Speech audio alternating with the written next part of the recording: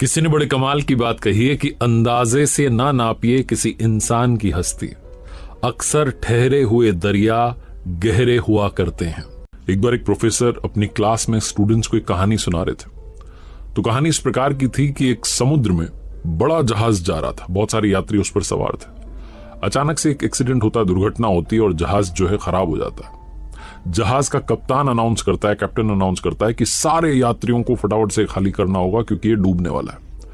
Life boat जो है उन पर सवार होने के लिए लोगों की भीड़ लग जाती है। लोग जो है तैयार होते हैं कि बस हमें मौका मिल जाए। लगभग सारे यात्री सेफली किनारे तक पहुंच भी जाते हैं, रेस्क्यू टीम्स भी आ जाती हैं। लेकिन एक अंत समय आता है जब जहाज बस डूबने वाला होता है, सिर्फ एक ही लाइफ बोट बची होती है। लेकिन जहाज पर दो व्यक्ति थे, एक कपल था, एक युगल जोड़ा था, पति पत्नी। पति जो था वो पत्नी को धक्का देता है, जहाज पर ही रोकता है और खुद कूद जाता है लाइफ बोट पर। और किनारे की तरफ जब जा रहा होता है, जब जहाज डूब रहा होता है जिस पर वो पत्नी खड़ी होती है, वो चिल्लाती और कहती है अपने पति से कुछ। तो प्रोफेसर ने अपनी कहानी बीच में रोक करके बच्चों से पूछा कि क्या लगता है, क्या कहा होगा। तो सारे बच्चों ने कहा, मोस्टली ने जवाब दिया कि सर कहा होगा आई हेट यू, मैं तुमसे नफरत करती हूं, इतना प्यार किया तुमने धोखा दिया, ये वो। किसी ने कहा कि हो सकता है कहा हो कि तुम बड़े सेल्फिश हो, मतलब ही निकले हुए हो। एक बच्चा चुप रहा, बहुत सिंसियर लग रहा था। तो प्रोफेसर ने पूछा उससे कि आप चुप क्यों, आप बताइए क्या कहा होगा। तो उस बच्चे ने कहा कि हो सकता है पत्नी ने अपने पति से कहा हो कि हमारी संतान का ख्याल रखना। प्रोफेसर चौंक गए, उन्होंने कहा सही जवाब है, लेकिन तुम्हें कैसे पता, तुमने कहानी सुन रखी थी। उस लड़के ने कहा नहीं सर, मैंने कहानी नहीं सुनी हुई थी। मेरी बीमार मां भी जब अपने जीवन के अंतिम क्षणों में थी तो मेरे पिता से ही कहा था कि हमारे बच्चे का ख्याल रखना।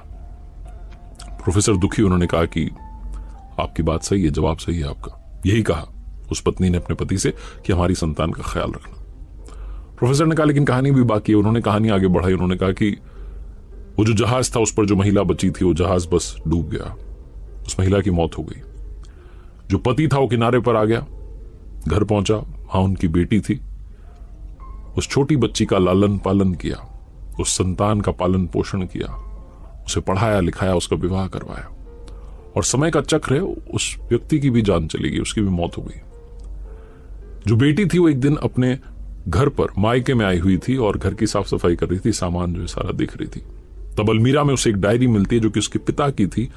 और उस डायरी के अंतिम पेज पर लिखा हुआ था कि मुझे क्षमा करना, मैं उस समय समंदर में तुम्हारे साथ समाना चाहता था, लेकिन चाह करके भी ऐसा नहीं कर सका। मुझे कठोर निर्णय लेना पड़ा, हमारी संतान को पालना पोसना आवश्यक था, इसलिए मैंने तुम्हें वहीं छोड़ करके खुद की जान बचाना मुनासिब समझा।